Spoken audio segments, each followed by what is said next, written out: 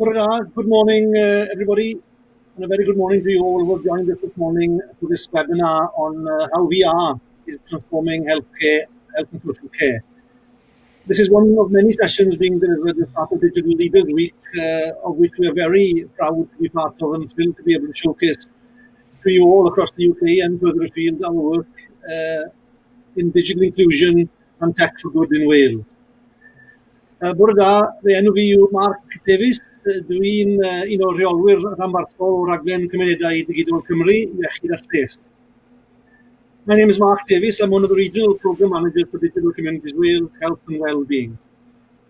Digital Communities Wales is the latest iteration of a national digital inclusion programme for Wales that the Wales Cooperative Centre is delivering on behalf of the Welsh Government.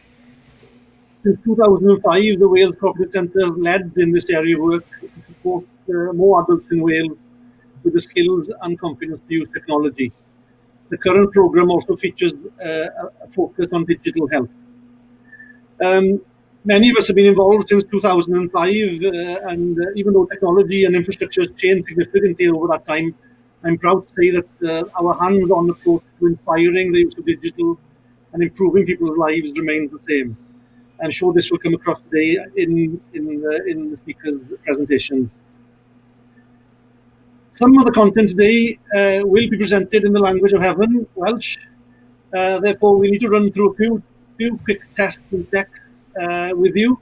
We have a simultaneous translation service that Yolo Rwyd will be delivering for us. So when we get to the section that I think Dayan will be presenting in Welsh, all those that can speak and understand Welsh need to select the option on the bottom of your screen, need to select, funnily enough, the Korean option. So that's where you will hear the presentation in Welsh. Otherwise, just stay on the presentation and everything will be translated to you if you stay where you are. So we're in for an interesting hour, and it's my job to introduce today's speakers in the order of the agenda. We will firstly hear from my Digital Communities Wales colleagues, Simon Jones, Diana Pritchard, and Michael O'Hara, who have all been active in their respective regions in engaging with our clients and service users in showcasing VR and 360-degree imagery. So thank you very much, guys, for offering to share your experiences today. I have to also thank Simon at this point in being one of our leading innovators across the programme, always an early adopter of tech and with an unsung talent for the creative side. Every successful team needs someone like Simon who is willing to explore alternative ways of engaging and using tech to enhance programmes like Digital Communities Wales, which improves people's lives and delivers genuine tech for good solutions. So, diolch yn fawr iawn i ti, Simon, am dy gyfraniad arloesol a flaengar pob amser. So following on from my colleagues, we will head over to Matt Wordley of Rescape. I would class Rescape as one of our Digital Communities Wales' industry partners. They are one of the leading commercial tech companies in Wales and in the UK in VR developments, and especially around the health sector. Digital Communities Wales is piloting some of Rescape's products, mainly the Doctor VR hacks in care settings across Wales. So thank you, Matt, again for joining us today. We're very much looking forward to hearing about the latest developments that Rescape have to offer. I will then, I will encourage you as the presentations are going ahead, that you, if you want to ask questions, put them into the chat box, and we will kind of collate those questions. My colleague and Mike Erskine, myself, will be scurrying behind the scenes and putting these questions and preparing them for the panel at the end of the presentation. So I think that's we'll look to wrap it up around 11:30ish, but let's see how we go. And I think that's the formalities out of the way now. We'll head over to our first presentation with Simon Jones, and I hope we all enjoy. Thank you very much indeed. Yeah, Mark. Thank you very much. My name is Simon Jones. I've got a visual clue here, just in case you forget about me. I need it to remind myself who I am sometimes. So I'll be joined today by Diana Pritchard and Mike O'Hara, two of my colleagues, from North and West Wales. So the subject we've got here now is, how is VR transforming health and social care? Well, there are a lot of ways that it is transforming social care, but Mike Wordley will get into some of those later on with Rescape. But I thought to start off with, I'd just give you an overview of how we at Digital Communities Wales have been using VR to address specific issues in the field of health and social care. So this is just an overview of what Digital Communities Wales, for those of you who don't know about us, this is what we do. We help organisations that are working with digitally excluded people across Wales, housing associations, local authorities, older people's groups, health and social care providers, and many more. And we offer free training, volunteering, advice and support. But that is just an overview of what we do. To get back to the subject, the Wales Cooperative Centre commissioned research into digital inclusion in health and care in Wales. This was funded by the Carnegie Trust, and this was followed by a guide to digital inclusion in health and social care, which was compiled in partnership with NHS Wales Informatics Society. Digital inclusion and creating a more digitally inclusive society is central to the delivery of major policy areas for the Welsh Government, including the well-being of future generations, strategy for older people, and strategies on loneliness, dementia, and mental health. So this was the background to the work that we were looking at the time. And there was one specific sector that interested me. Now this slide here shows Dementia Figures from 2019. Dementia is, or it was before the pandemic, fast becoming the defining health issue of our time, with the numbers of people living with the condition projected to increase rapidly and no treatment to prevent, slow or cure the underlying disease. This graph shows an increasing amount of people, and if we took it today, more or less, because there are so many people who are not diagnosed, you could almost double these figures. So it's there are a lot of people that we needed to cater for.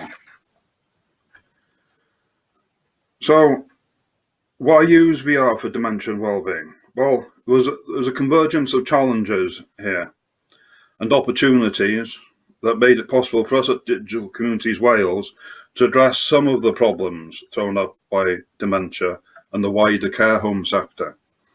There was a growing widespread long-term problem, a lack of appropriate content for the elderly, no Welsh language content. I'm talking about VR here specifically because there were a few other things that were coming through to do with music and that kind of thing.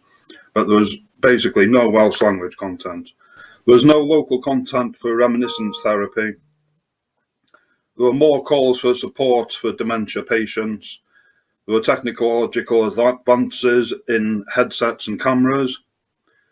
There was academic research and clinical evidence that was coming through to support the use of VR.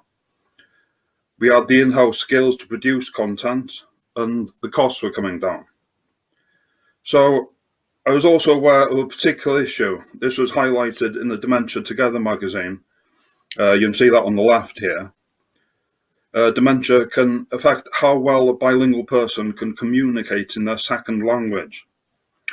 They can lose the ability to communicate in their second language. In Wales, that can mean, as it says there, losing your English.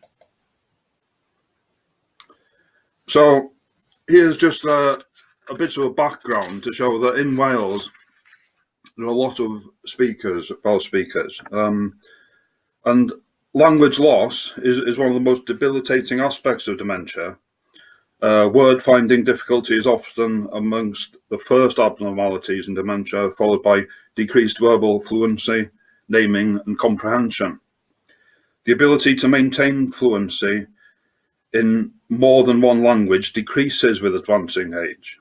Older people may have a tendency to retreat to a single language, even those with a lifetime of bilingualism. Moreover, older bilingual individuals may have special problems due to the effects of cross-language interference that happens with some people. And these effects in aging bilingual people can be further exaggerated in those who develop dementia. And you can see from this slide, we talk about there's many Welsh speakers in England and Wales as there are Polish, which is around 546,000, and then we've got the other languages from the Indian subcontinent, Urdu, Bengali. So there's a lot of work to be done on other languages as well. So it was a bit of a personal approach for me. My stepfather, here on the right, with his fourth son, was living with dementia. And I knew from the work that I was doing with Digital Communities Wales that there were embryonic moves towards using VR for people living with dementia, but that they were very generic. They didn't cater for the individual and were not at all relevant, for example, to a farmer who only interacted through Welsh, a minority UK language. There's a Welsh saying, "Dechrau dy draed," start at your feet. So this is where the journey began for me. I bought an Oculus Go and a 360 camera. Now, at the time, it was a natural step for me to take. I didn't feel like a pioneer. I was just trying to help. And it does now appear, though, that we're at the vanguard of using VR to help people with minority languages, not just in the UK, but worldwide. So this is where my journey began. On the left-hand side here, you can see the Martin Dolgella. And it started off on a rainy September morning in 2018, and I was on my way back from the centre in Machynlleth, and I stopped for a sandwich, and then I noticed that there was a sale on of sheep in the mart. So after asking permission, I went in and started filming the auction. This was one of the first films that we did. We started trialling a few films and using viewing stats and heat maps, and you can see the heat map on the left-hand side there. We used focus groups to evaluate what worked and what didn't. And on the right, you can see an early feedback from November 2018 with the Alzheimer's Society Cymru at Bontynewydd. So we were producing quite a few films, at any occasion, to try different things out. So before I hand over to Dayan now, there's he's speaking in Welsh. There's a short film of one that we made of one of these early sessions. I'll just get that going. This is a short film demonstrating the powerful use of VR in a care home or day centre environment. By using Welsh language soundtracks to create immersive environments, this brought back happy memories and is an extremely effective, if not unparalleled, reminiscence tour for the elderly. It was filmed at the Age Well Centre in Bontynewydd near Carnarvon. When we turned up at the centre, the residents were fairly reserved and didn't appear too eager to become involved. But from the first person to try on the headset, it became obvious that they were curious and eager to find out what was being experienced and try it for themselves.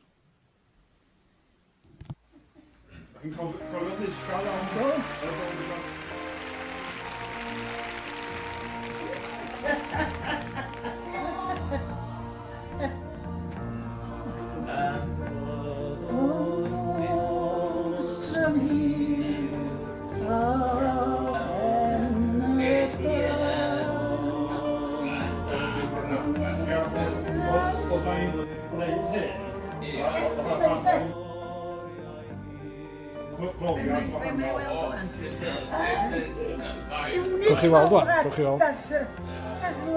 Hey! Once they had experienced the headset, there was a marked difference in their demeanour. Residents tried a variety of different scenarios. Some were indoor scenes where TV shows were superimposed, for example, on a 70s TV in a 70s house, recreating comforting and safe surroundings from years gone by. Some were calming natural environments, such as beaches, mountain lakes, waterfalls, and other places that were known to the residents, places that are the same today as they were 50 years ago.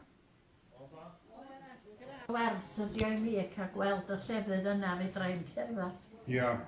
Fedra i'n cerdded rownd i fynd i weld nynsa. Pan penswch chi fewn, yna neb mysl o hwnna chi. Ysbiwch, da chi di denu pawb yn do. Using low-cost headsets, pre-loaded with 360-degree 4K films that have been produced specifically for this purpose, Digital Communities Wales can now train staff to use and demonstrate how digital technology can help with the health and well-being of our elderly through opening doors and shining a light on the past, just as we have done in Bontnewydd.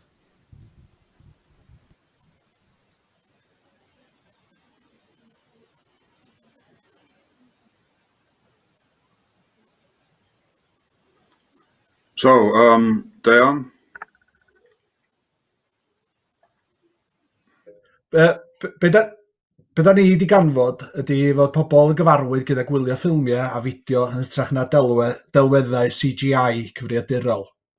Felly, fe ffilmwyd fideos mewn gradd C60, a hynny mewn lluniau 4K gyda sain ambisonic, sain sy'n mynd o'ch amgylch chi. A wedyn, ar defnydd o draciau, sain ambisonic naturiol o sŵn rhaeadr yn tasgu, yn rhuo, trydar adar a sŵn y dail yn dwysau'r profiad o lesiant ar llonyddwch braf. Mae'r synnau hyn yn ychwanegu at y profiad byw a'r real sy'n deillio ohono. Pan mae'r amgylcheddau trochol yma yn cael eu cysylltu gyda lleoliadau lleol, mae'r effaith i'r person wedyn yn cael ei luosogi. Felly, eithbwyd ati i ffilmio golygfeydd lleol, oedd y gyfarwydd oedd hefyd yn sbarduno atgofion. Ynghyd â hyn, cynhyrchwyd golygfeydd naturiol generig a fyddai'n gweithio i ran fwyaf o bobl. Ar y chwith, dyma Rhaeadr Ddu yn y Ganllwyd, sy'n rhan o gategori ymlaciol generig. Mae rhaeadrau i gael yn bob man, ond mae'n lleol hefyd. Ar dde, dyma gipolwg o'r map sy'n cynnwys rhestr o'n lleoliadau ymlaciol ledled Gwynedd. Mae gennym hefyd fap o bentrefi, prif strydoedd, atyniadau a digwyddiadau ac yn y blaen ac yn y blaen.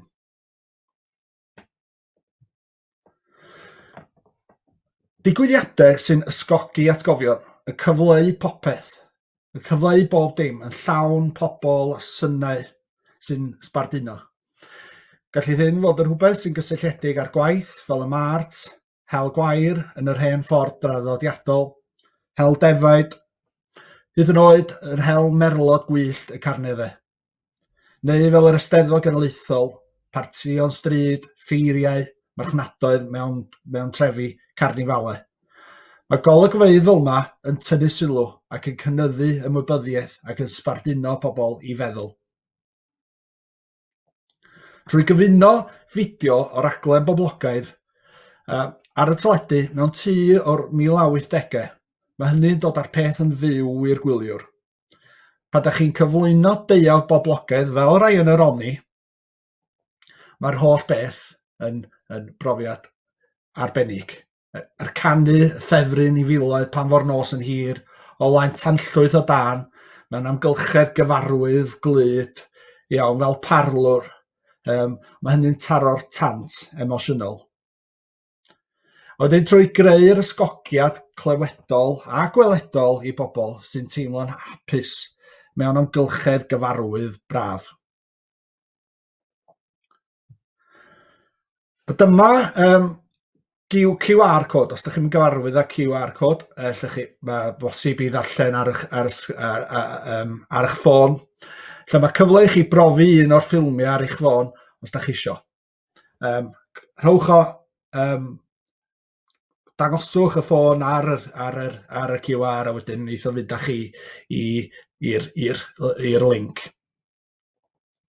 Wedyn, gan bod ni'n creu gymaint o gynnwys, ac eisiau sicrhau bod cyfle i ffilmiau effeithiol a phoblogaidd, mae angen deunydd o'r cyfnod. Ac eithon ni ati gydweithio fy sefydliadau sy'n arbenigio yn ei meysydd. Dyma rai o'r bobl ydyn ni wedi bod yn gweithio efo. Mae nhw curadwyr cynnwys, curadwyr y cof, academwyr ac arbenigwyr dementia. Gen i bellach lyfrgell sylweddol o gynnwys ar hyd a lled y wlad. O Aberdaron i Lerpwl, o Landudno i Gaerdydd, heb anghofio llawer mwy yn y canol.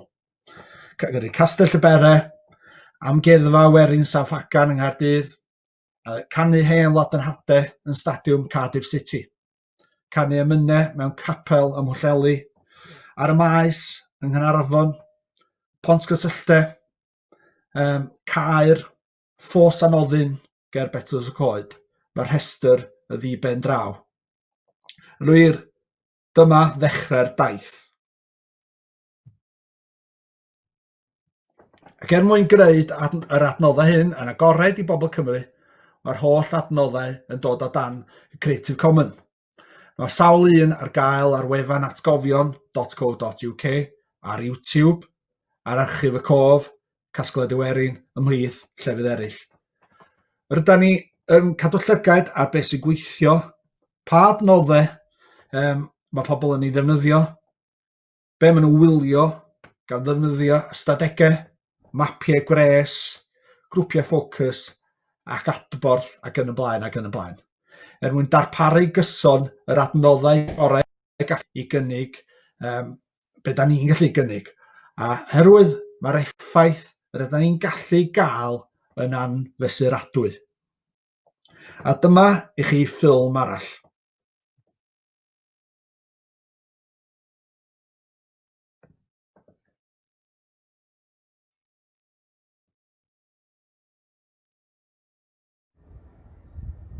Louise, we're here in Llandudno and we just had a session which I thought was really quite amazing actually. Oh, it was fantastic. Our residents have thoroughly enjoyed today and we can't thank Digital Communities Wales enough. Give them the opportunity to reminisce like that and see photos and footage of their local communities has just been amazing. Yeah, and the thing that I get out of it is you just want to spend more time talking to them because they just open up.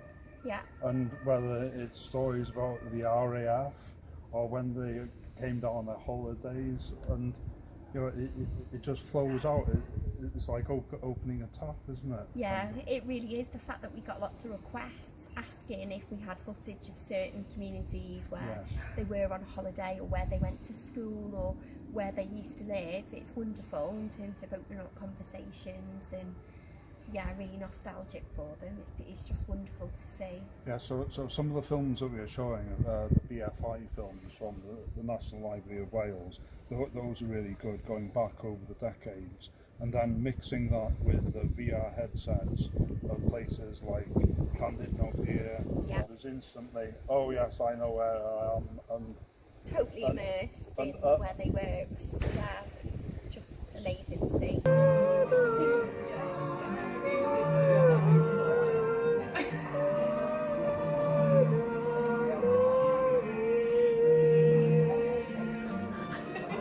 That they could look all around and feel as if they were actually experiencing the beach and things like that. And because a lot of our residents have got mobility issues, they may not get the opportunity to go to the beach in some of those places anymore. So this is a way of actually enabling them to relive that. It's just fantastic.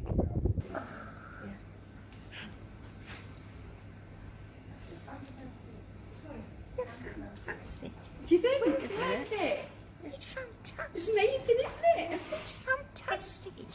It really is, isn't it? So, well, I know our Llanrwst scheme's very keen to have you, so that'll be the next one we'll book in. And we've already got a date to go to Maes Berwyn as well, so those residents are really looking forward to you visiting. That's great. So thank you. Yeah, well, thank you very much for having us here. Onwards, upwards. Absolutely, yeah. Okay, thank you, Lee.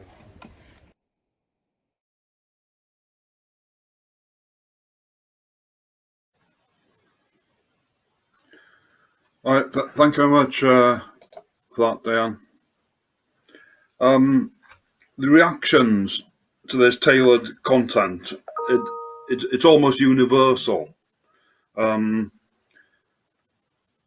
What we've got in this slide, another couple of examples, another couple of case studies, but there have been so many of them, really. The woman in the picture on the left, in a wheelchair, was at a day centre in Rhos-on-Sea in Conwy, and she mentioned that she grew up in Penmon in Anglesey, and it just happened that we had a video of Penmon on the beach, so we put it on for her. Now, a brother-in-law turned her around in the wheelchair so that she could see all the way around from a childhood beach that she could no longer access. It was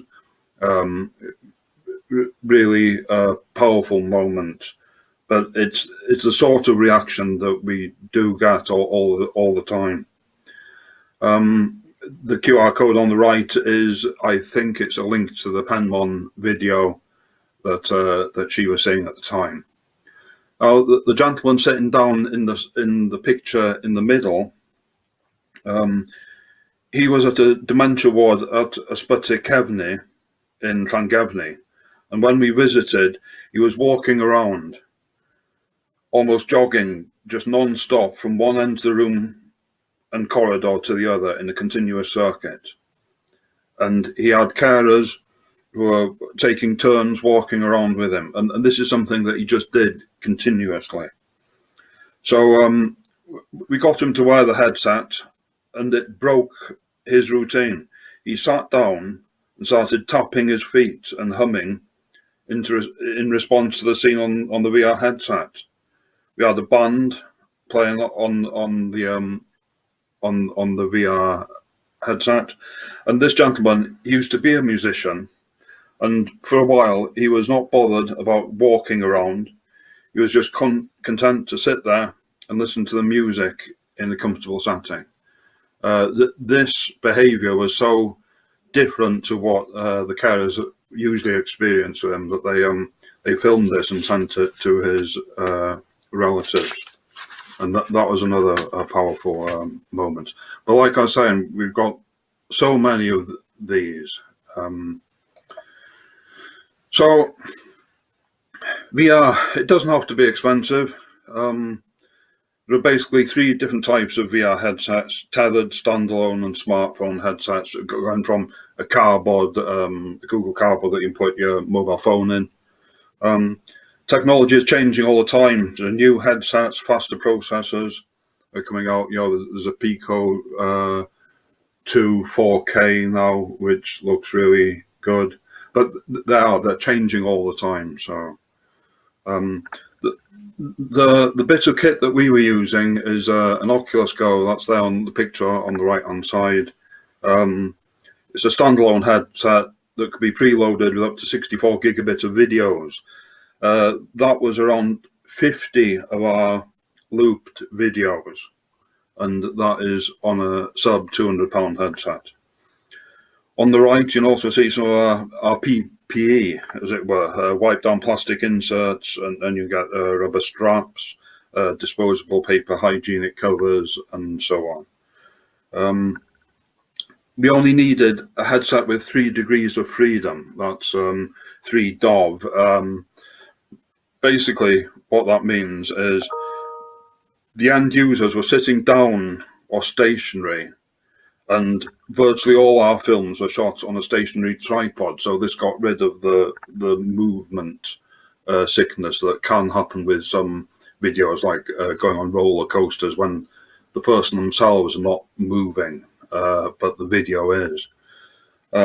So, like I was saying, we've been filming all our 360 videos from a point source, a static tripod. On the left, we've got a 34-pound TP-Link AC750 dual-band Wi-Fi travel router. Other routers are available. Now, this is a handy bit of kit to have because this can act as a file server. Costs, like I was saying, 34 quid. It connects wirelessly to one of the bands. Either you can use a USB memory stick, e.g. like a 256 gigabit memory stick would take 200 clips on it.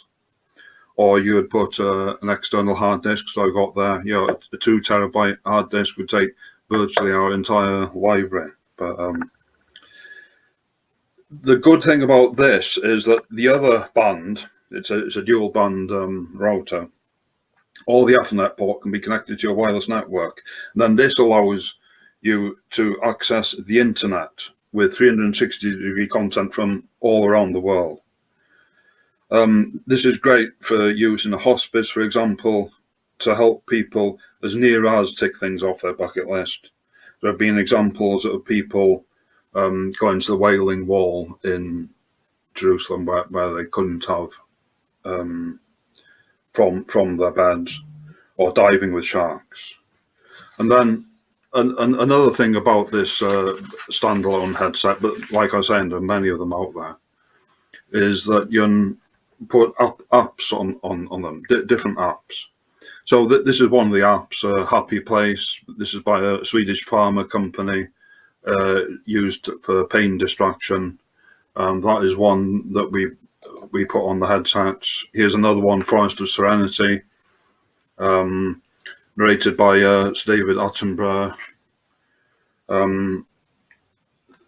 This one also has been used to great effect.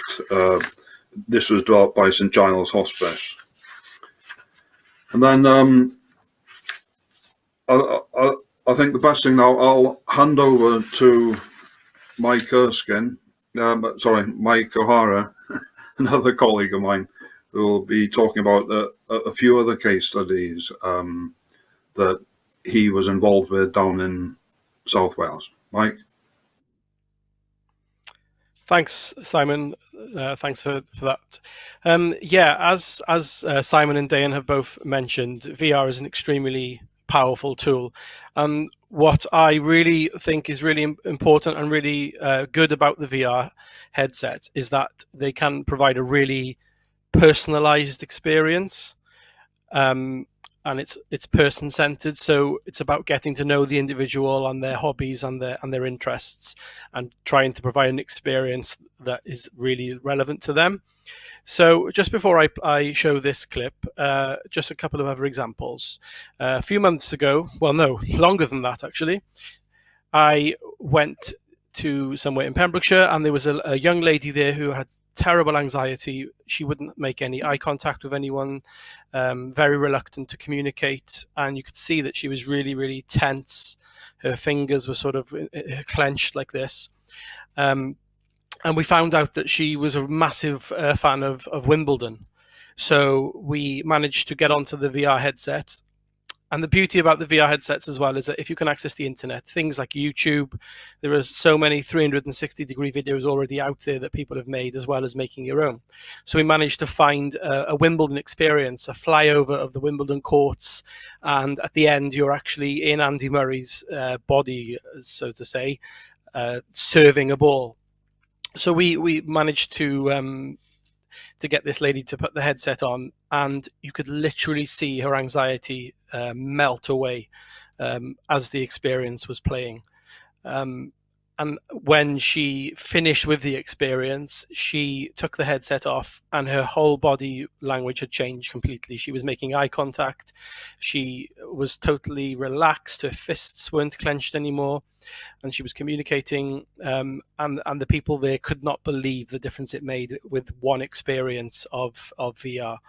And I believe since then, this lady has purchased a VR headset and is continuing to enjoy it. Now, this experience here was so powerful and so emotional, and it still sends shivers down my spine thinking about it now. But this gentleman here is from a care home in Pembrokeshire, and he has dementia. And the staff at the care home told me that he didn't have much verbal communication anymore. But I found out through talking to the staff that he was a big Liverpool fan. I am as well, so I thought straight away, what more would a Liverpool fan want than to be on the cop singing "You'll Never Walk Alone"? So very quickly managed to find a 360-degree experience on YouTube of people in the cop singing "You'll Never Walk Alone," and placed the headset on this gentleman. And as soon as he heard the opening chords of "You'll Never Walk Alone," he sort of sat up really proud in his chair, and he sang every single word of "You'll Never Walk Alone." And the staff just were absolutely astounded by this. So with permission of the home, I filmed this experience. I hadn't been working for Digital Communities Wales that long at the time, and so it felt like a really, really wonderful moment. So we filmed it, and it ended up being spotted on Twitter, actually by the gentleman's grandson, would you believe, who got in touch with me. And basically it just grew and grew. There was an article on the Liverpool Echo website. Celebrities had tweeted about it, and I think it's had over 1 million views now across the world. And so it's a really positive experience, not just for the gentleman, but for his family as well. So I'd just like to show you the video, if this works.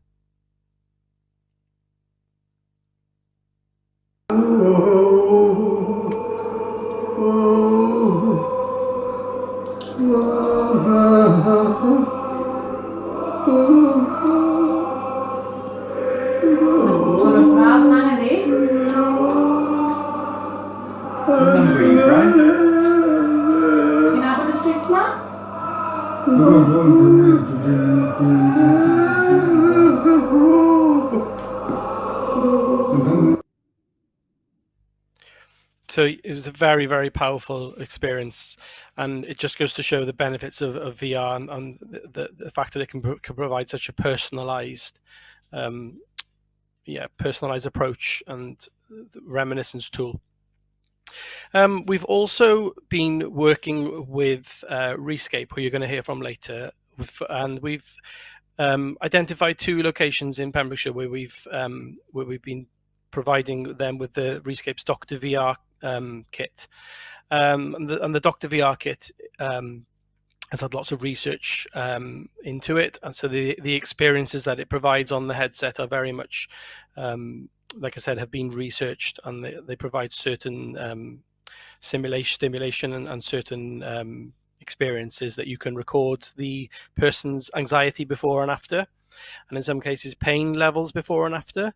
So the headsets, the Dr. VR headsets, have been in a care home in Pembrokeshire, which is where this gentleman is, and also in a mental health ward in Haverfordwest. So in a second, you're going to actually hear from the staff at the mental health ward in Haverfordwest. But I'd just like to share with you some quotes that I've had from the care home in Pembrokeshire. So the manager of the care home has said that he's seen several residents benefit from the VR package. The ones that spring to mind are sporting events. The residents cannot attend live events, but using the VR brings the events to them. They've witnessed residents singing their club anthems and others cheering at times, which has brought back happy memories and positive memories for them. And the manager has said that he can only speak positively of the VR package, and he's been very grateful that they've been chosen to trial it. And then one of the activities coordinator then has said that they have found the VR has significantly benefited their residents by recalling memories and initiating conversations with caregivers. Recently, a particular resident who lives with dementia appeared very hesitant and reluctant to try the device, but during the Around the World clip, he began moving his head to look around and describe what he could see. He followed on to watch the cities clip as well. As a well-travelled man, this brought back fond memories, and conversation followed on past the activity. So these memories not only provide positive mental stimulation for residents, but helps caregivers learn more about their life before care, thereby improving their well-being and social interaction. So some really powerful quotes there from the care home. So that's that from me. I'm now going to pass you over to the ward in Haverfordwest. Thank you, everybody.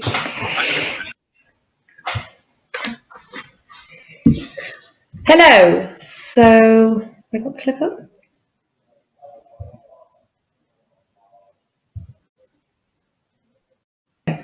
So hello, so we are Saran and Rob, and we work on an acute psychiatric ward.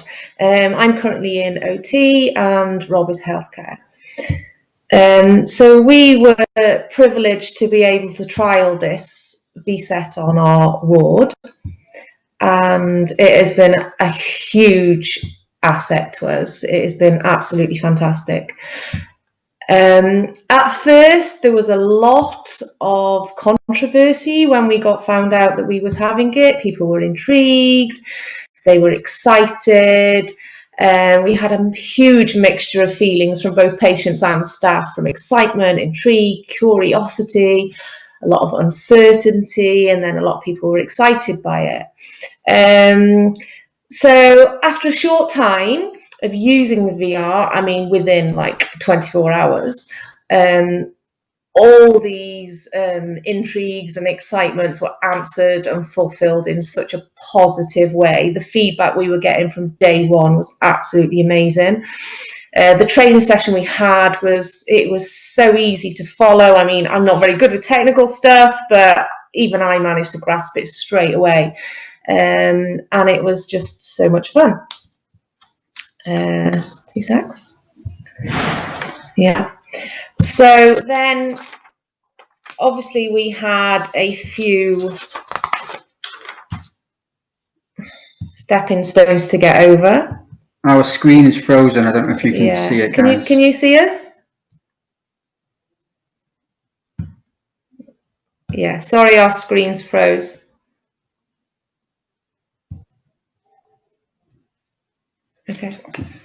Okay. I'll keep talking. So at first, some staff appeared a little unsure, and we had lots and lots of different comments like, "Oh, no, it's all right," or "Maybe I'll try it another time," and procrastinating over it. Another person was like, "No, I'm not into gaming," and "Yeah, I'm not comfortable with this." Lots and lots and lots of different comments that we so wanted to get over, with lots of support and encouragement and reassurances and showing like ourselves, and firstly by just starting by people watching the tablet rather than having the headset on, we soon got over all this. The benefits we actually began to notice from day one were absolutely fantastic. Some benefits that we hadn't even thought of ourselves. So we decided to print out a questionnaire so that people that were using it could like give us their feedback, and so that we knew how we could help more. And yeah, I'll go on to that shortly in a minute, because the feedback's going to come into the COVID. But then we've had patients on here with COVID, and they've been in isolation and not able to get off the ward because our whole ward's been on lockdown, and lots of different things. So Rob's just going to do the COVID bit now, and then I'm going to go on to the feedback and the results that we have noticed and how it's helped people. Hello. In this current pandemic, we've had a chance to use this technology, and we've helped alleviate the anxiety and loneliness caused by the isolation that's been induced. The comorbidity with the anxiety and depression and the isolation that has had to happen has become really difficult for some patients. So we've created a more robust infection control system than we normally have with the VR set, including its own isolation period after we used it. And with just a little bit of encouragement, patients were able to use that in isolation, and they engaged really well with the VR set. Some of the cityscapes and the nature environments were well received, and the guided meditations helped people dramatically. It does seem that in a time that could never have been envisaged when we started using this VR set, that the technology benefits patients massively. Okay. So yeah, it's a huge asset all around, especially with COVID for staff as well. So some of the feedback that we've had from the questionnaires, I've got them with me, but obviously I can't read them all out. So I've just got a few bullet points here that I thought I could put towards you. Some of the quotes that were on them were as such as, it's helped for distraction, because a lot of patients get distracted, they can't concentrate, they can't focus. So bring them into the OT room or whatever. It's really easy to move about because it's on wheels, so that's absolutely fantastic on our ward. And yes, it's helped with distraction. One person was in a lot of pain, and they were like, yeah, it's not going to help, it's not going to help. Managed to get them to try it, and they actually said that during the time that they were on it, it helped to take the mind off their pain, which again helped with their mental well-being, obviously. Change of scene, we've had lockdown on the ward. Even when we don't, a lot of our patients aren't allowed off the ward, and it's just nice for them to have a scene rather than from just these four walls of the ward. It made a huge difference. Another person has said it helped them to relax because they were like constantly pacing, they were slightly manic, they weren't able to sit down, they couldn't relax, they couldn't even sit and watch TV. But when they had the VR on, it just seemed to have an overwhelming calming effect on them, and they had that bit of relaxation, which was so lovely to see because they were like 24/7 on the go. Another person said it helped them feel less anxious. Another person we had, they were like pacing, running around the garden, non-stop, just talk. And we put them on the game one, and it just helped release so much of their energy, which they were at some points, without going into detail, turning into negative energy, which had a huge impact on staff or the patients themselves, the ward. So by using this energy and turning it into positive energy on the game, it helps so much. A lot of our patients suffer with, like, they hear derogatory, negative voices. As clearly as I'm speaking to you now, they hear these voices as well as everything else around them. We did have a demonstration for that, but because it's on Zoom, we can't do it. But I cannot tell you the impact that this can have on people. And this one lady, she used it, and she really suffered with these derogatory, negative voices all the time. And when she came off it, she was actually nearly crying. She said, I said, are you okay? And etc. And she said that the voices, just for the first time ever, even though she could still hear them, they were background noise rather than prominent noise. And it just helped to get away from all this negative, these derogatory voices that she was hearing all the time. And she was actually like shaking in a good way and everything from it. It was such an emotional experience. And then we also have other people, they respond to unseen stimuli, like they can see like really scary images, you know, that to us would be unnerving and terrifies, and they do to the well, but they have to live with that 24 hours a day. It's so hard to imagine. So I was a little bit thinking with the imagery one, whether it would work or not. But they put it on and we tried it. And again, they said that even though these horrible images would pop into their head now and again, when they were on the VR dominated the images instead of it being the other way around. So it's just been a huge impact. And then another guy was like really depressed. And he was the type of person that didn't social interact very well. People didn't understand him. He was very lonely. And I put him on the one with the penguins because I knew he liked penguins. And for the first time since he'd been admitted onto the ward, I actually heard him laugh. And after that, he was like telling everyone else on the ward about what he'd seen, and the light in his eyes that I saw was absolutely just, it was a joy, absolute pure joy. Yeah, and it just like it gets people talking to each other as well, so it breaks that ice between patients, it breaks that ice between other patients. I haven't got long enough to tell you how much I favour this. It is absolutely amazing. There are a few negatives.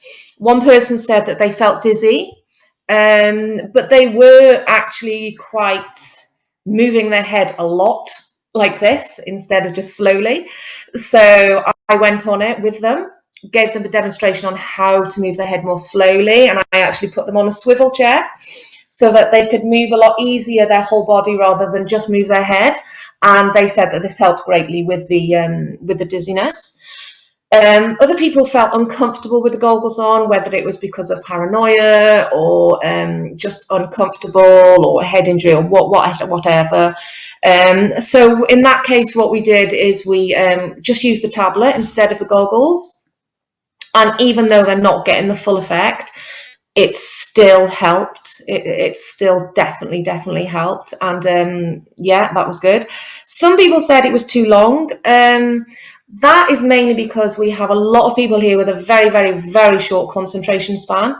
But even with those people, when they didn't sit and watch the whole session, because I think they average about 5-7 minutes, I think they are, even then, they would sit for at least half of it, which to us 4 minutes may not seem like a long time, but to somebody that has a very short concentration span, to be able to concentrate on something for that long and take your mind off everything else is absolutely amazing.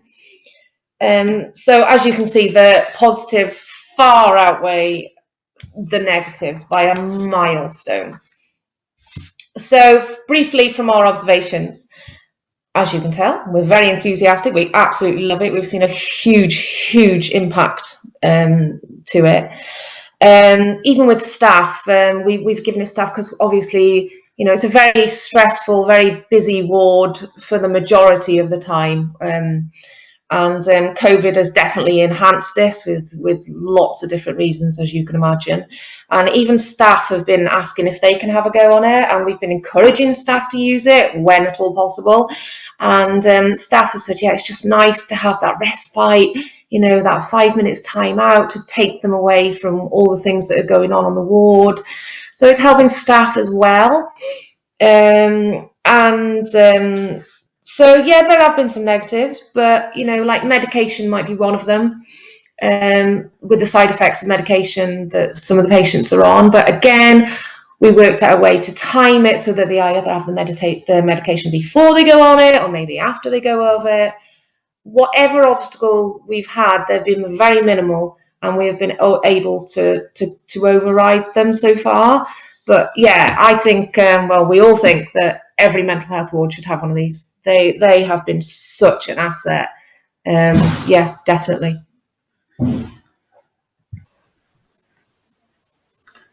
Right, that's great. Thanks a lot for that, Sarah and Robert, and Mike there also. So, I suppose to conclude this section,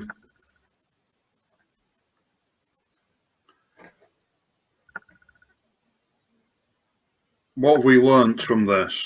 Well, we found that the use of virtual reality can help with the challenges in health and social care right across the board. You know, just from care homes, or even in people's homes, all the way up to hospitals. From our perspective, we found that targeted content that really engages with the end user can be extremely effective, with reminiscence therapy, cognitive stimulation, reducing anxiety and pain, changing behaviour, and improving the patient experience, their interaction with their carers, and their mental health and well-being. When the mind is distracted by an immersive experience, stimuli from reality can become subdued. And when that happens, pain, anxiety, and stress can all feel reduced by the patient when they're immersed in virtual reality. So, without further ado, I think we'll lock this bit up and head on to Mark and then on to Rescape. So, Thank you very much.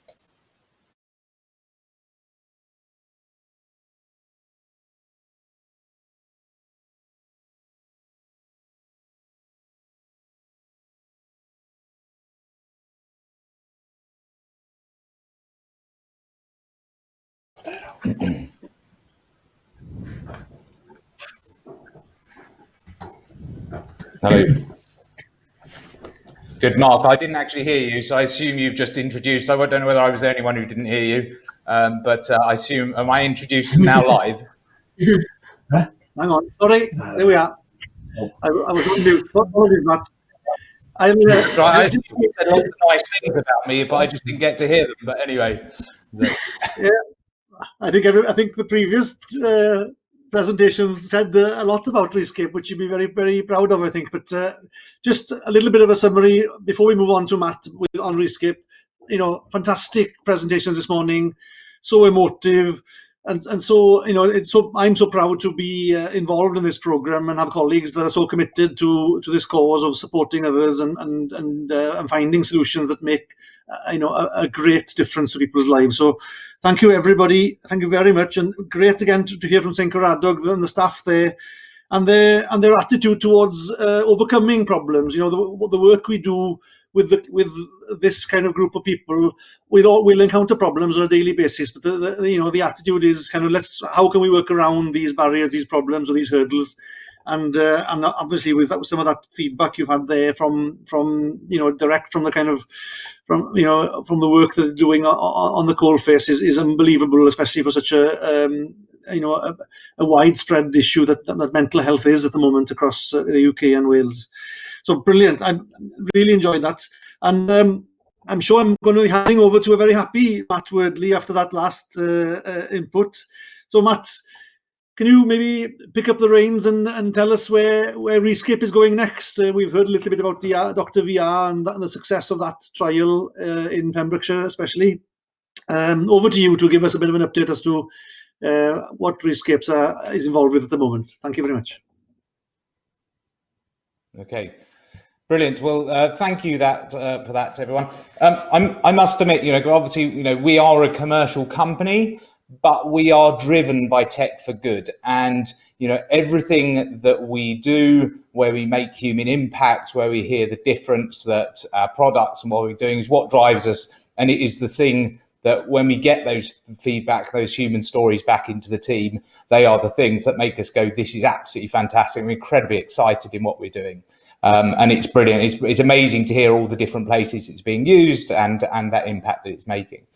So anyway, I just thought it would to give you a little overview of before I give you an overview of who and what Rescape is and what we've been up to, and obviously you've seen some of our products earlier. I thought it was worth giving a little bit of a backstory to understand how we've got to here to where we are today. I think obviously it's quite topical for this conference that's obviously ultimately underpinned by sort of digital and digital leaders. It's really interesting to see different sectors, especially like digital technologies, how they're suddenly starting to impact and link into the healthcare sector. And I think it's created some really interesting opportunities to further things. I think the Rescape story is a great example of this. So just as a bit of background, my original background, I actually did a degree in engineering and management at Cardiff University. I'm not a person with a medical or a health background, even though I'm obviously now the chief executive of a medtech business. I must admit, I never actually graduated. I did end up working in the rave and rock and roll world.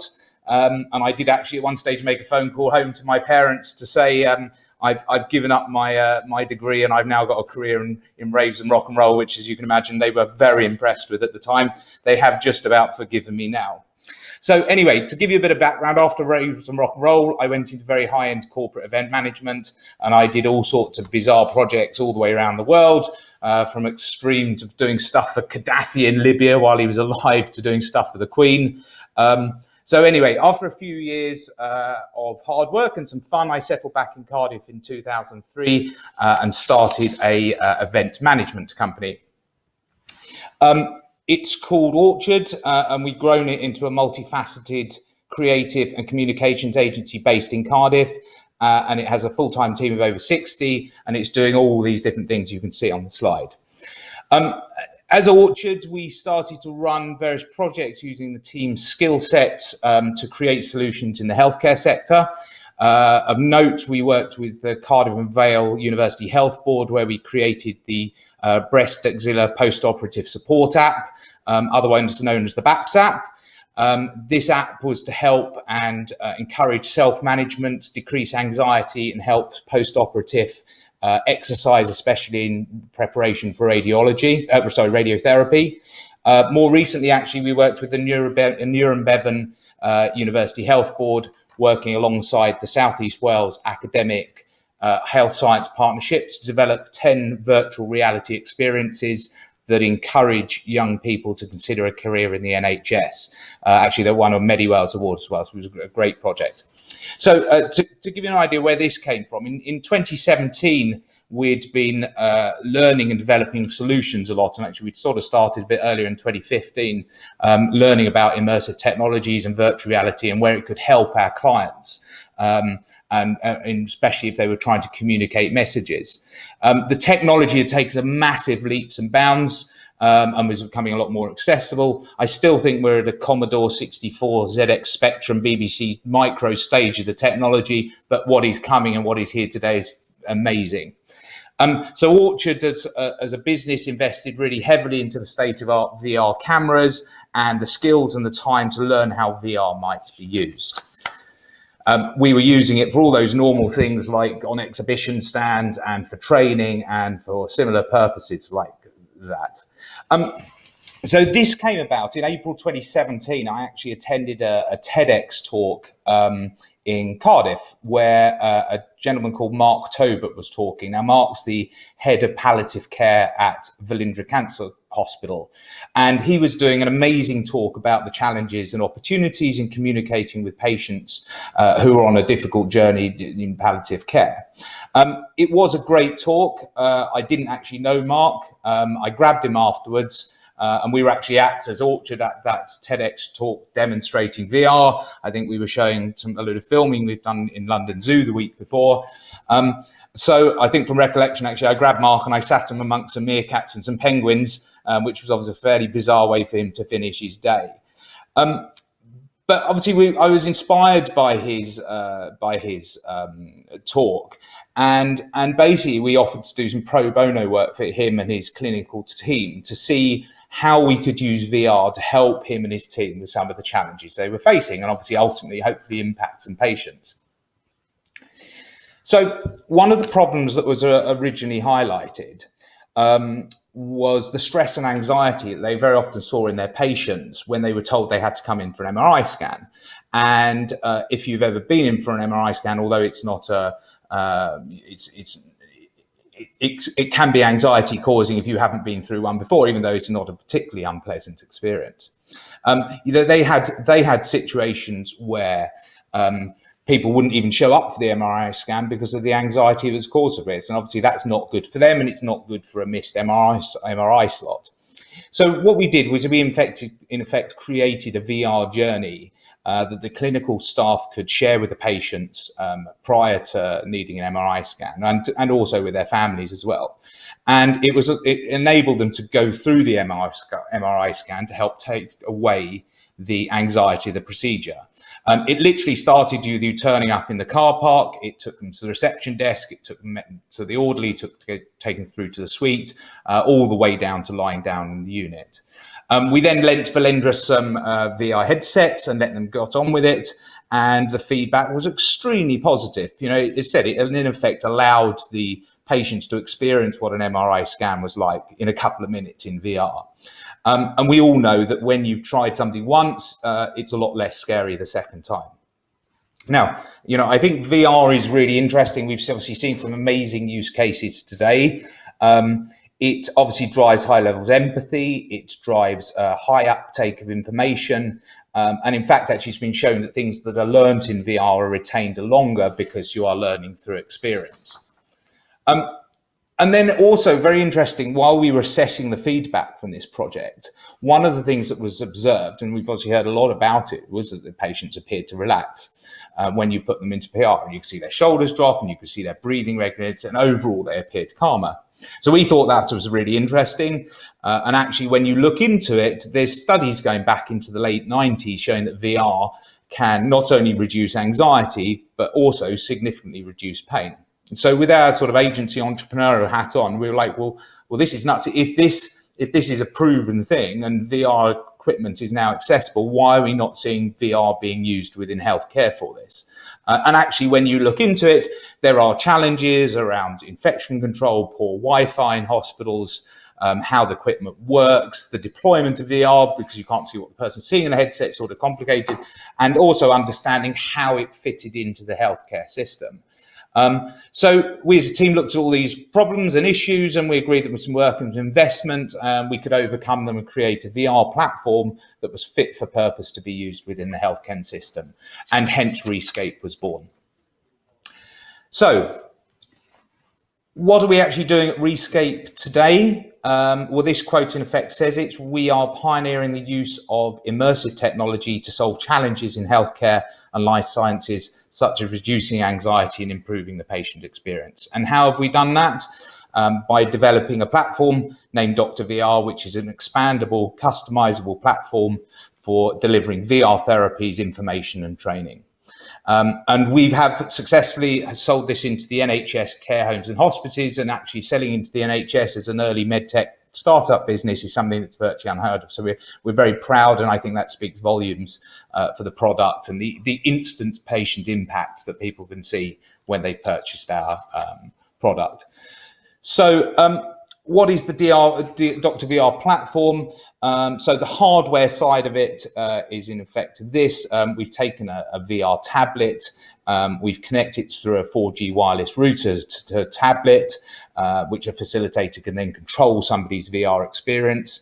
The facilitator can also see the VR experience on the tablet, and we can also collect data along the way, because the whole system is ultimately connected to a client portal, so you can see the usage and the efficacy data and everything else. And our initial pain our initial product was very much focused on the pain and anxiety. We've also created a dedicated junior version of this, which is for use in pediatrics. We're working on a maternity version, and there's lots of other places and verticals to follow. And there is continual development going in how the hardware works. Obviously, medical devices, we've heard about infection control, decontamination, obviously some heightened things within COVID. So it's a continual beast of the further development moving forward of this. We've obviously heard some absolutely amazing stories about the impact that this is making into care homes and hospices. And I think this is one of my favorite stories that we had back from somebody, which just made not only a massive impact into the patient themselves, but obviously also into the people being able to give them care, because it would enable them to be able to spend more time not just dealing with difficult situations. So I think that was really, really positive. We're getting some great anecdotal feedback and use cases. And as I said, I think there is one other particular story which I think I can share with you, which came back from a Marie Curie nurse. And that was a situation where she had a guy she was looking after who had quite advanced motor neuron disease.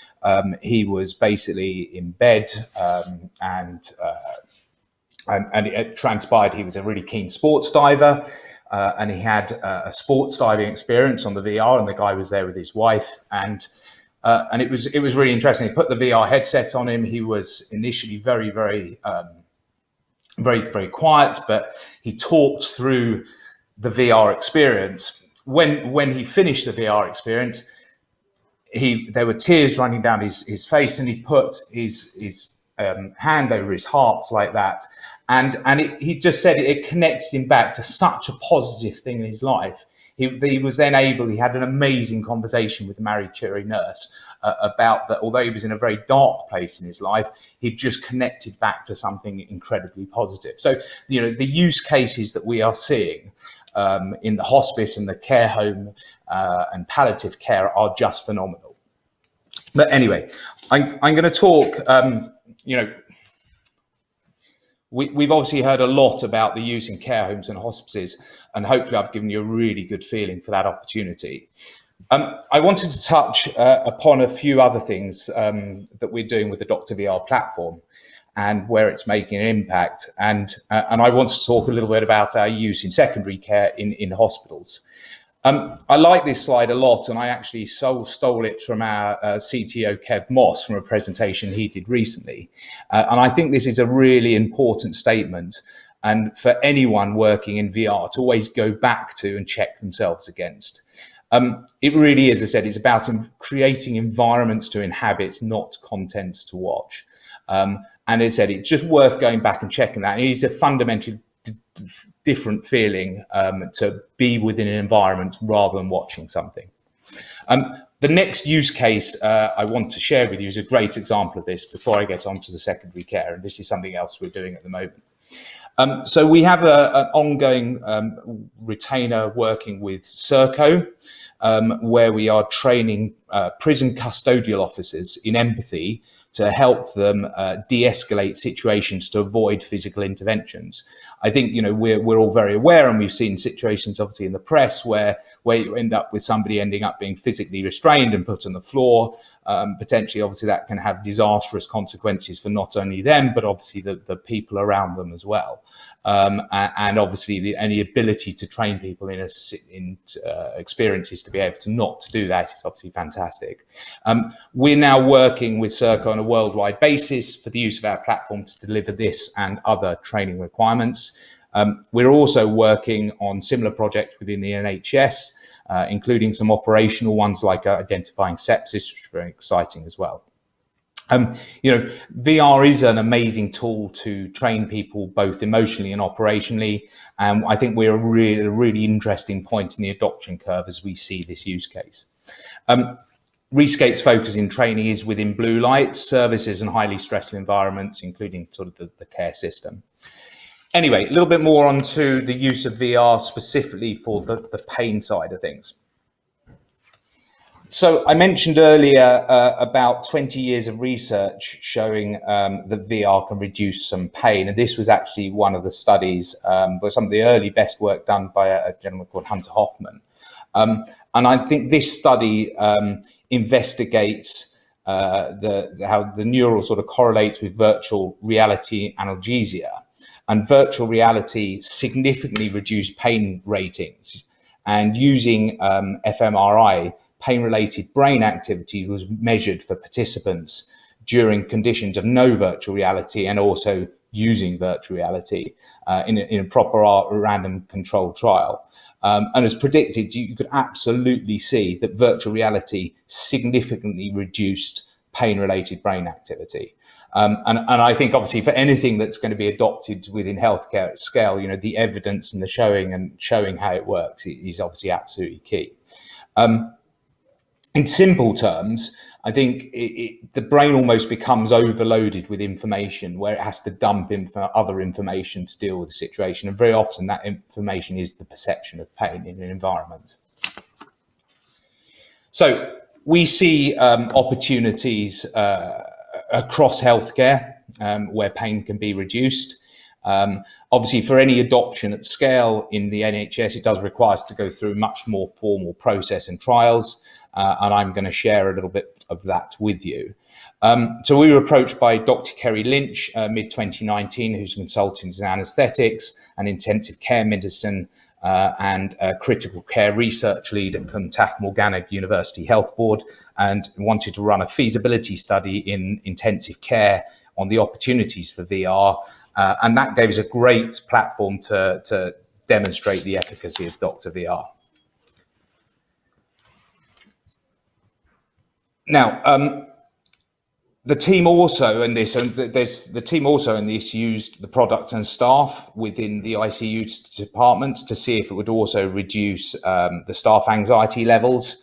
And you may not know, well, I think it's pretty obvious with what's going on at the moment, working within ICU is considered one of the areas in the NHS that causes the highest burnout of staff, and I believe actually also has the highest suicide rate. So obviously anything that also can help reduce staff anxiety is massive impact. The result had excellent results, and the study had excellent results and has now been published in ICU Management. And I've got the links for that, which I can share with you. But I'm just going to show you a little short video about that study now.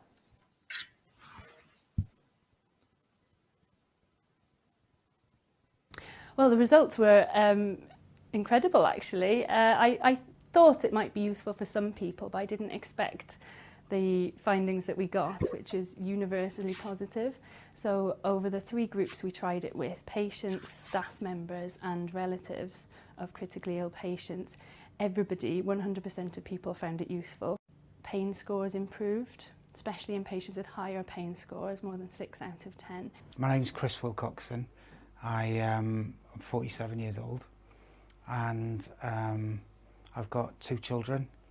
Isla, my daughter, who's 10, and Lewis, my son, who's 6, and my partner Sally. So Chris is one of our patients who was with us for many months. He was critically ill in multi-organ failure in the intensive care unit for a long time, and during that time he had severe pain, he had anxiety and panic attacks, and he was really struggling. He was in a dark place. 20 panic attacks a day, I would guess, and it was very difficult for the staff to try and get me out of those panic attacks because I just wouldn't listen. They couldn't calm me really. So yeah, it was quite a bad period of time for a couple of months, and I'm not sure how long I could have carried on the way I was without something worse happening, if I'm being honest. I obviously show them all the experiences that are available to them. They choose which experience they'd like to receive, and then I pop the headset on with the earphones for about 10 minutes and let them just escape from their reality. I think I always had a positive outlook on virtual reality before we started. I thought that it was going to be quite successful, but to have 100% positive feedback, I don't think any of us were expecting that. I think the potential benefits for VR in the healthcare industry are enormous.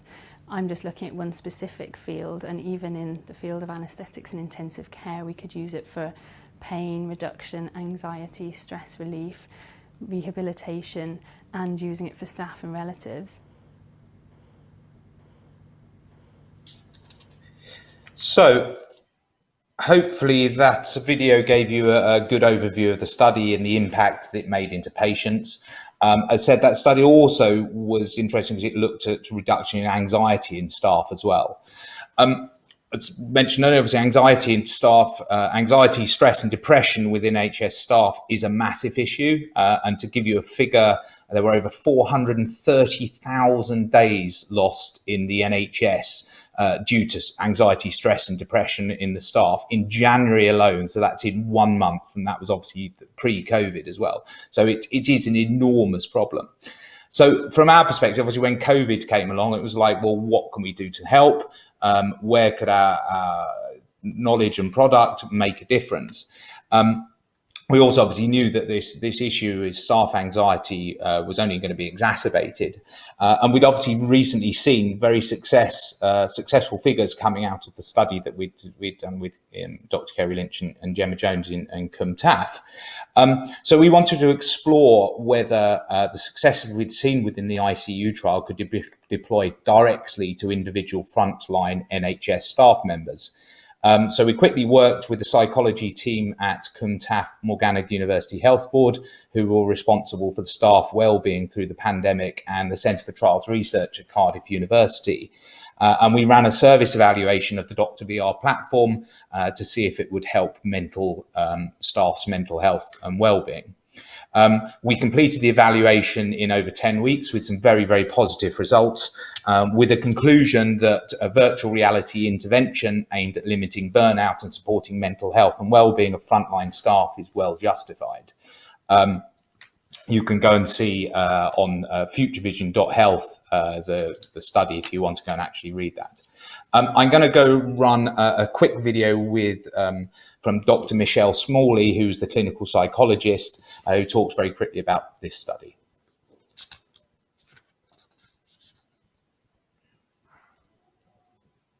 To be able to give someone, no different to picking up a magazine or a book, can you just have a break from everything that's going on outside the break room, you know, or at work when you get home? Can you give someone a break from that? Can you give them something they can get themselves into?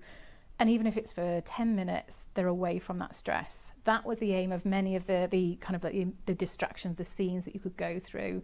The other side was, for me, I was hoping would be more of a therapeutic benefit. It certainly maps onto cognitive behavioural therapy, models of anxiety, stress management, guided, deep diaphragmatic breathing. We know that that kind of practice, especially if you're doing it regularly, helps to really bring someone's level down. Like you say, you can see people's shoulders come down, you see their breathing regulate, the same as I see in hypnosis.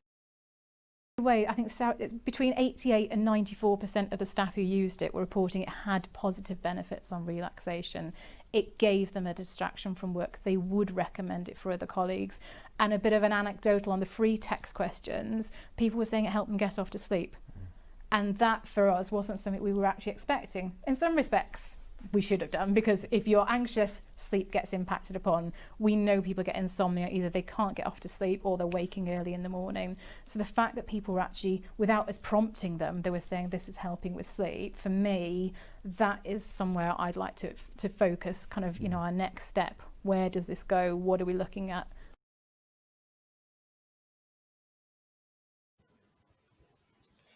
So where's that piece of work led to? We now have 10 NHS trusts from across the UK, from London to Coventry to Salisbury to North and South Wales, all signed up to be part of a gold standard trial looking at whether we can stop staff presenting with anxiety by using VR, and also can it be used as an alternative intervention for those who do. We've set up futurevision.health as a collaborative workspace for this project, and also for future work for the deployment at scale of VR within healthcare. We've already got a number of actually other projects underway in both primary and secondary care where we believe VR can make an impact. We're really excited about how this is progressing. I think I've come out of I'm not from a medical background. I've come out of a commercial environment, and it runs very quickly and can, when needed, make quick progression. Having sort of transferred over into the healthcare sector in the last 24 months, it has at times been like stepping into a little bit of another world. But I think seeing how quickly the care system was impacted and also dealt with the COVID outbreak has been fascinating. And I'm a great believer in the proverb, every cloud has a silver lining, and it's really been shown and learned in this project that we're undertaking at the moment, and many other responses in the COVID outbreak, that, you know, the types of progressions and projects that can happen very quickly between the NHS care system and industry when required is phenomenal. And I really hope going forward, we can ensure that the ability for NHS academia, and especially our homegrown health innovators, are able to create symbiotic relationships, creating really mutually beneficial value for all parties involved. And I'm really hoping these type of projects continue at speed. So I'm almost there, you'll be pleased to know. This is our mission, really. We want to give every patient in hospital care access to their own VR headset.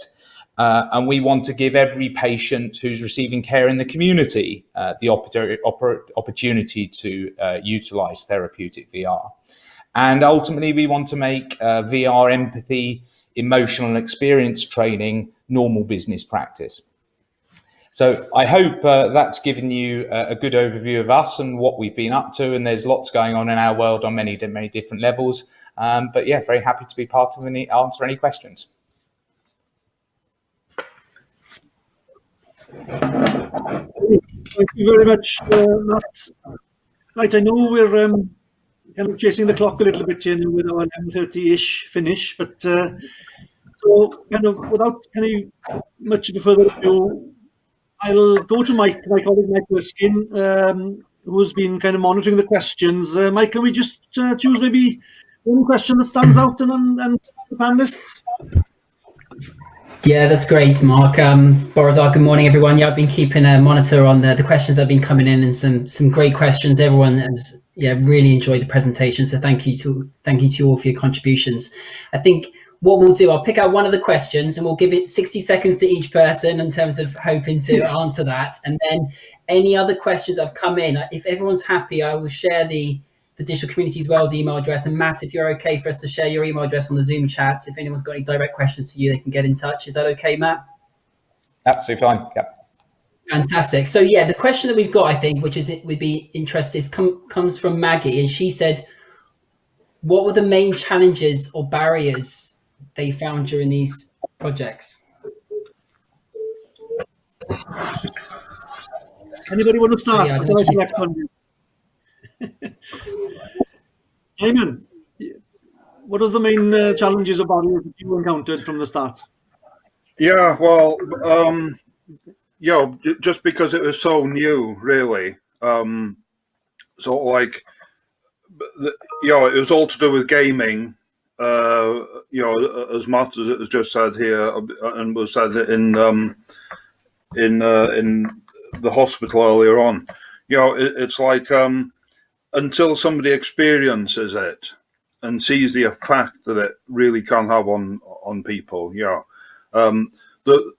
There's a certain amount of learning curve, and there's a lot of work going on in the background to see what does work and what doesn't. But from our perspective, that local content, getting things that are really familiar for people, and then overlaying that with things like ambisonic sound to make sure that we've got decent soundtracks to go, so that we can create the soundscape to go with the visual 360, which really does take people out from where they are, and it's just they're there. One example was a woman who took her shoes and socks off and was twiddling her toes in the water on a beach.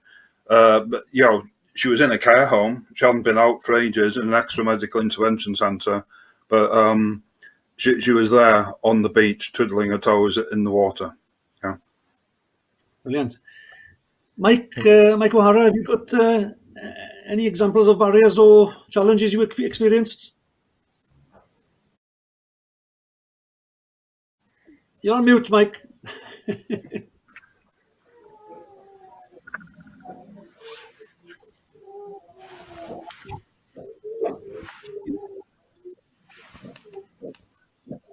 We'll switch to Diane for a second then while Mike's finding his microphone. Yeah, the challenges and perhaps the barriers was identifying different locations. Some worked, some didn't. Rather, the waterfall, we wanted to find that particular waterfall that you had to like a kind of a level, a ground just in front of it. The sound, perhaps, on the first time you think, oh, that would work well, but once you film it and then you look back at it and you see, well, no, that's not quite right. So ambisonics, it was all important in the immersive experience of it all. And I think and we've done so many now. We've filmed in different locations across in mountain lakes and Cwmorthin down to Penmon on Ynys Môn, and you need to take into context the user as well.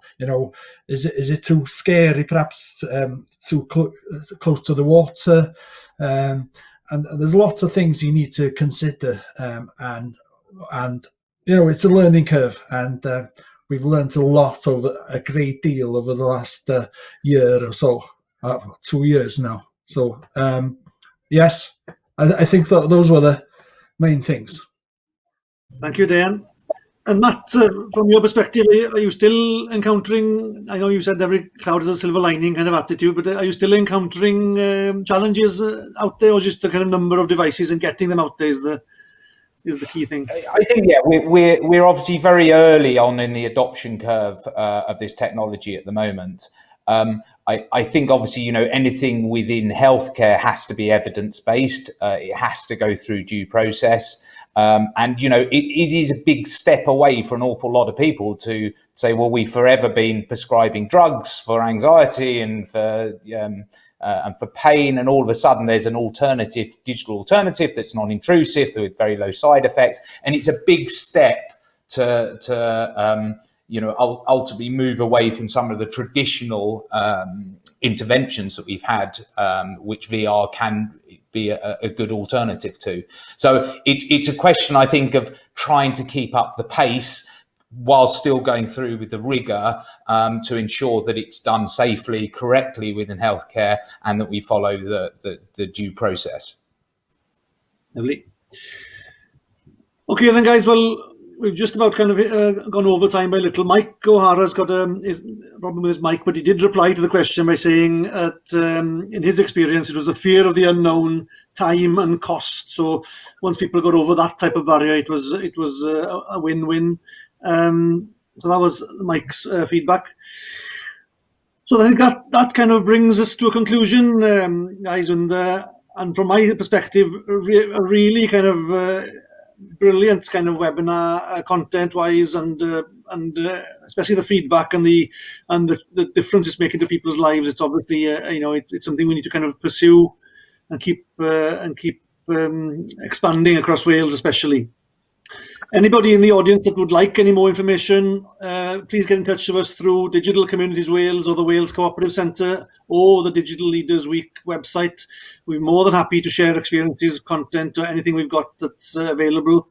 There are other things we're doing as well. I know Simon's been deeply involved and won an award for a Welsh hack in using Google Street View to encourage exercise in a care home setting. So this is only one element we discussed today. There are a lot more stuff going on with positive outcomes that are happening across Digital Communities Wales. So thank you to everyone on the panel. Thank you very much indeed for your for your input and your emotive kind of presentations, and we hope we'll continue to deliver this and wider and further across Wales. Thank you very much indeed.